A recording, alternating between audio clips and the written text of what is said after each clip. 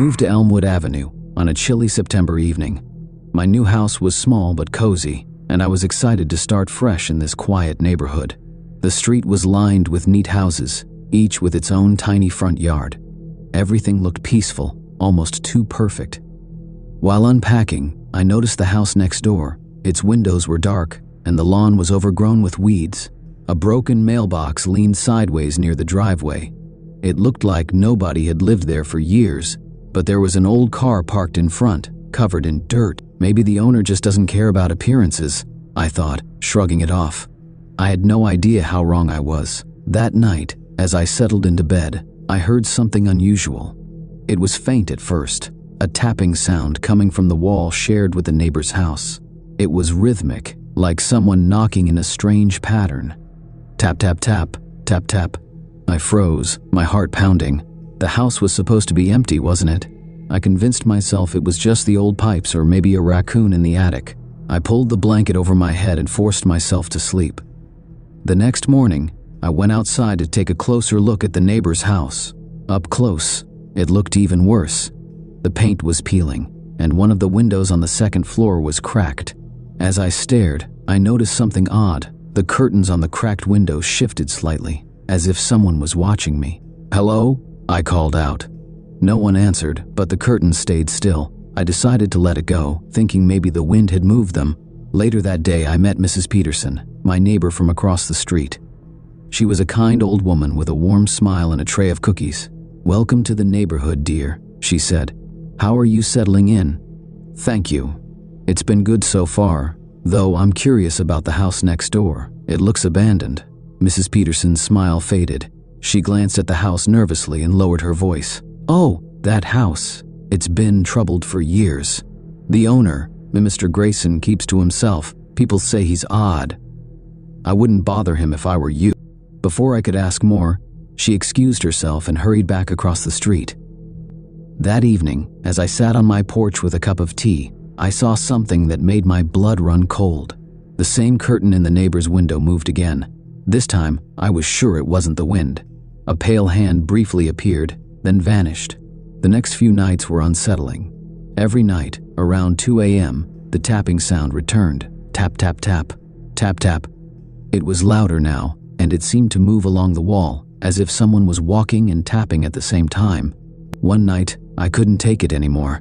I grabbed a flashlight and stepped outside, determined to see if someone was in that house. The yard was eerily quiet, the weeds swaying gently in the breeze. I approached the front door and knocked. "Hello? Is anyone there?" I called. No answer. But just as I turned to leave, I heard a faint creak behind the door, like someone shifting their weight. My skin prickled, and I hurried back to my house. The next morning, I found a note slipped under my door. It was written in messy, shaky handwriting. "Stay out of the house next door. He sees you." My hands trembled as I read it. Who had left the note? Was it a warning or a threat? I decided to ask Mrs. Peterson about it. When I showed her the note, her face turned pale. "You should listen to it," she whispered. "That house has a dark history. People who go inside, they don't come back the same." She told me about Mr. Grayson, the reclusive owner. Decades ago, his family had vanished under mysterious circumstances. Some neighbors believed he had done something terrible to them, but no proof was ever found. Since then, strange things had happened in the house. Lights flickering, shadows moving, and that strange tapping sound. Despite the warnings, I couldn't shake my curiosity. One afternoon, I decided to take a closer look.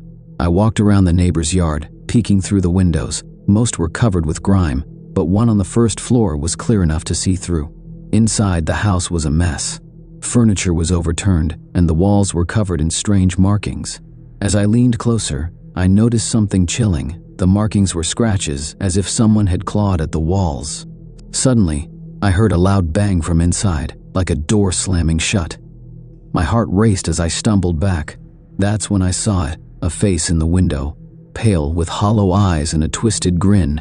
It stared at me for a moment before disappearing into the shadows. I ran back to my house, locking every door and window. But I couldn't shake the feeling that I was being watched. That night, the tapping was louder than ever. It wasn't just on the walls. It seemed to be coming from inside my house. I followed the sound to the basement door, which was slightly ajar. My hands shook as I opened the door and shone my flashlight down the stairs. The tapping grew louder, echoing off the walls. As I descended, I saw something that made me scream. The basement wall was connected to the neighbor's house, and there was a hole, like a tunnel, that had been dug through the bricks. On the other side, I could see a figure crouched in the darkness. It was the man from the window, his face even more horrifying up close. His hollow eyes locked onto mine, and he started crawling toward me. I scrambled back up the stairs, slamming the door shut and locking it. I called the police, but when they arrived, the tunnel was gone. The wall was intact, as if nothing had ever happened. I didn't sleep that night. Every noise made me jump. Every shadow felt like it was moving. At dawn, I packed a bag and decided to leave. As I stepped outside, I saw something that made my blood freeze. Carved into my front door were the words, "You can't escape." I drove away, never looking back. But sometimes, in the dead of night, I hear that tapping sound. Tap, tap, tap, tap, tap. And I wonder if he's still watching me, waiting for me to come back. I moved to a new city far away from Elmwood Avenue. I rented a small apartment on the top floor of a quiet building. The place was nothing fancy, but it felt safe, at least at first. I told myself I could finally leave that nightmare behind. For a while, things were peaceful. No strange sounds, no eerie notes, and certainly no horrifying faces peering through windows. But deep down, I couldn't shake the memories of that house. I avoided talking about it with anyone. Whenever I tried to tell myself it was all in my head, I remembered the scratches on the walls, the tunnel, and those hollow eyes. About a month after I moved, I was lying in bed one night when I heard it again. Tap, tap, tap, tap, tap. My body went rigid. The sound wasn't coming from outside. It was coming from the wall right behind my headboard. It was the exact same pattern I'd heard back on Elmwood Avenue. I froze, my heart racing. My new apartment didn't share walls with any neighbors. It was a standalone top-floor unit. There shouldn't have been any reason for noise like that. I leapt out of bed and stood in the middle of the room, holding my breath. The tapping stopped, replaced by a long, slow creak, like wood bending under pressure. It was coming from the closet. My legs felt like jelly as I moved toward the closet door. My hand shook as I grabbed the handle and yanked it open. The closet was empty. Just my clothes and some boxes stacked neatly on the floor. But something caught my eye. Scratched into the back wall of the closet were the same words I'd seen on my front door the day I fled. "You can't escape." The next morning, I couldn't stay silent anymore. I needed help, or at least someone who could explain what was happening. I called Mrs. Peterson, hoping she might know more about that house, or about Mr. Grayson. "Mrs. Peterson? It's me," I said when she answered. "I don't live on Elmwood anymore, but something's still following me. Do you know anything more about Mr. Grayson? Or the house?" There was a long silence. When she finally spoke, her voice was trembling. "Oh dear, I was hoping you'd be safe. That house, it's cursed. It's not just Mr. Grayson, it's something older, something worse. They say his family wasn't the first to vanish there. People have been disappearing from that house for over a century." "What does it want?" I whispered. "No one knows. But it never lets go of those it marked." That night, I couldn't sleep. I sat on my couch with all the lights on, trying to stay calm. I had locked every door and window, even the closet. But around midnight, the lights began to flicker. "Not again," I muttered, grabbing my phone to call for help. Before I could dial, the tapping started again. This time, it was on the floor beneath me. Tap, tap, tap, tap, tap.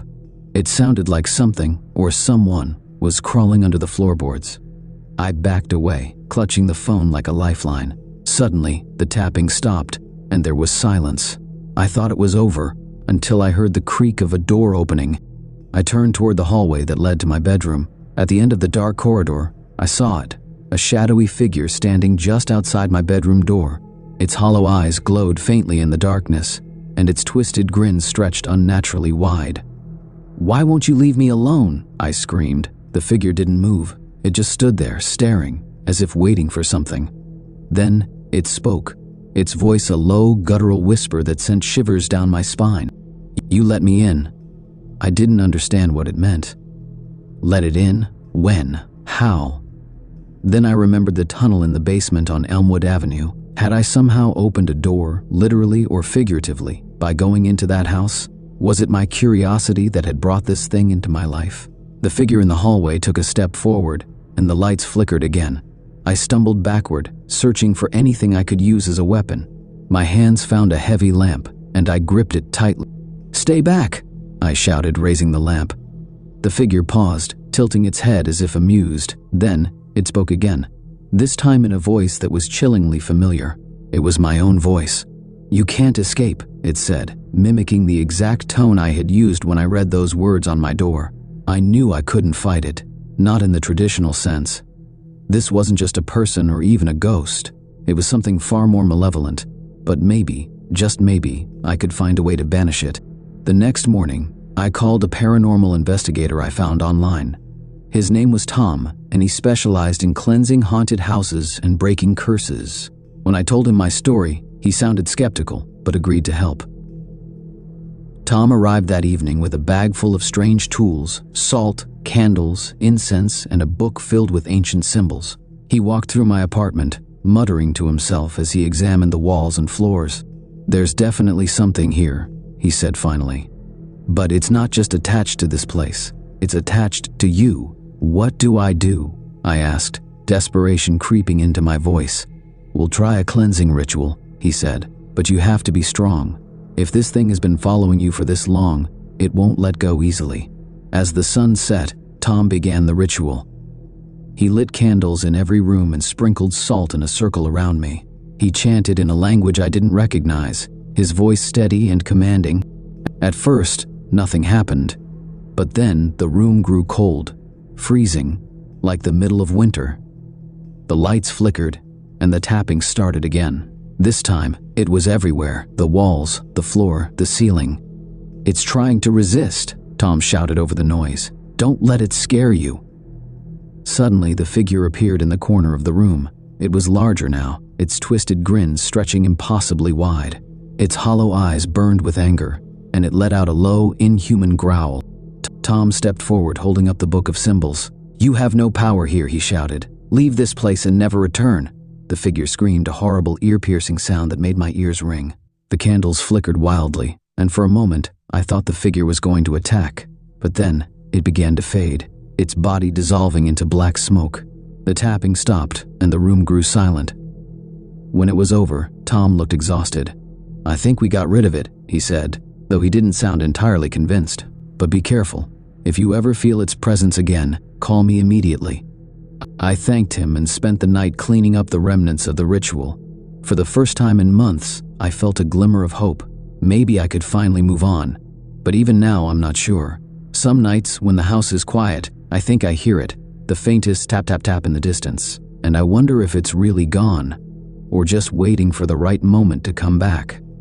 Weeks passed after the ritual. Life seemed normal again, too normal, like the calm before a storm. I slept through the nights, no longer jolted awake by tapping or shadows. Yet, I couldn't shake the feeling that something was lurking just out of sight, waiting. One day, while organizing my closet, I noticed something strange on the back wall. It was faint but unmistakable, a tiny crack, no longer than my hand, running vertically down the plaster. My stomach churned. Hadn't that wall been smooth just days ago? I ran my fingers over the crack, and as I did, a cold breeze seemed to seep through it, chilling my skin. My chest tightened, but I told myself it was just my imagination. After all, Tom had said the entity was gone, hadn't he? That night, I dreamed of Elmwood Avenue. In the dream, I was standing outside the cursed house, its windows dark and its walls groaning as though alive. I heard the tapping again, but it wasn't coming from the house. It was behind me. I turned, and there it was, the figure towering over me, its grin impossibly wide. "You never left," it whispered, and I woke up screaming. The next morning, I decided I couldn't live like this anymore. I called Tom, hoping he could reassure me, or better yet, help me get rid of this thing for good. When he answered, his voice was tense. "I've been waiting for your call," he said. "What do you mean?" I asked, gripping the phone tightly. "After I left your apartment, I started having dreams," he admitted. "Dreams about that figure. At first, I thought it was just my mind playing tricks on me, But last night, it spoke to me. It said I'd made a mistake during the ritual. What mistake? I demanded, my voice shaking. I don't know, he said. But I'm starting to think it wasn't just haunting your house or even you. It's something bigger, something that attaches itself to places, people, and objects. It doesn't just haunt, it spreads. What can we do? I asked, feeling a mix of dread and frustration. There's one more thing we can try, Tom said after a long pause. But it's dangerous. We'd have to go back to where it started, the house on Elmwood Avenue. The thought of returning to that house filled me with terror, but I knew I couldn't avoid it. Whatever this thing was, it wasn't going to stop. So, a week later, I found myself standing once again in front of the rotting house. It looked worse than before, as though it had decayed further in my absence. The broken mailbox had collapsed entirely, and the weeds had swallowed most of the yard. Tom arrived shortly after, carrying his bag of tools. He didn't waste time on small talk. We'll need to find the source, he said. Whatever's keeping this entity tethered to the house. As we stepped inside, the air felt heavy, almost suffocating. The interior was just as I remembered, dark, filthy, and covered in strange scratches. The smell of mildew and rot was overpowering. This place feels alive, Tom murmured as we moved through the rooms. Then we heard it. The tapping, tap, tap, tap, tap, tap. It echoed from deep within the house, leading us toward the basement. The basement was colder than I remembered. The walls were damp, and the tunnel that had been filled in when the police came was now wide open again, as though it had never been sealed. I hesitated at the entrance, but Tom pressed forward, shining his flashlight into the dark passage. The tunnel stretched farther than I had thought, its walls narrowing as we moved deeper. The tapping grew louder, accompanied by a low guttural hum that vibrated through the air. Finally, we reached the end of the tunnel. There, in a small circular chamber, stood an old wooden chair. It was covered in chains, and in the center of the seat was a thick black stain that looked suspiciously like dried blood. "This is it," Tom said grimly. "This is the anchor. What do we do?" I whispered, my voice barely audible over the humming. "We destroy it," Tom said, pulling a canister of gasoline from his bag. "But we'll have to act fast. It won't let us go without a fight." As Tom poured gasoline over the chair, the air grew colder, and the humming turned into a deafening roar. Shadows began to swirl around us, taking on shapes, hands, faces, bodies. The figure emerged from the darkness, its grin now stretching from ear to ear, its hollow eyes burning with rage. "You think you can leave?" it growled, its voice shaking the walls. "You think you can destroy me?" Tom lit a match and threw it onto the chair. Flames erupted, filling the chamber with heat and light. The figure screamed, its form twisting and writhing as the fire consumed the chair. The shadows clawed at us, and I felt a sharp pain in my chest, as though something was being ripped out of me. "Hold on," Tom shouted, pulling me toward the tunnel. "We have to get out of here." We ran as the chamber collapsed behind us, the entity's screams echoing in our ears. By the time we emerged from the basement, the house itself was shaking, as though it were being torn apart from the inside. We barely made it out before the entire structure caved in, leaving nothing but rubble. It's been 6 months since that night. I've moved again, this time to a small town far from Elmwood Avenue. Tom and I keep in touch occasionally, though he's still recovering from what happened. He says the entity is gone, and for the first time I believe him. The tapping has stopped, the dreams have faded. And yet, every now and then, I catch myself glancing at the walls, half expecting to see a crack or hear that dreaded sound. I don't think I'll ever fully escape the fear, but for now at least I'm free. Or so I hope. Life slowly began to feel normal again. The nightmares had stopped, and I no longer felt like I was being watched. For the first time in what felt like years, I could wake up in the morning without a sense of dread looming over me. One day, as I unpacked boxes in my new home, I found something buried at the bottom of a crate, a photograph. It was of Elmwood Avenue, taken on the day I had first moved in. In the background, I could see the house next door, but there was something I hadn't noticed before. In the window, the same window where I'd first seen the pale face, there was a faint silhouette, a figure, standing perfectly still, watching me. My hands trembled as I stared at it. I didn't remember anyone being there when I took the picture. How long had it been watching? I burned the photo that night, Just as I had burned so many of my memories of that house, I told myself it was over. The house was gone. The entity was gone. And yet, deep down, I knew the truth. Weeks passed without incident. Then one evening, as I lay in bed, I heard a sound, faint but unmistakable. Tap, tap, tap, tap, tap. My chest tightened, but I stayed perfectly still, refusing to acknowledge it. Just my imagination, I whispered to myself, clutching the blanket tighter. The tapping continued for a moment longer, then stopped. Silence. I let out a shaky breath, relieved it had ended. But as I closed my eyes, a voice echoed softly in my ear, so close it felt like it was inside my head. You can't escape.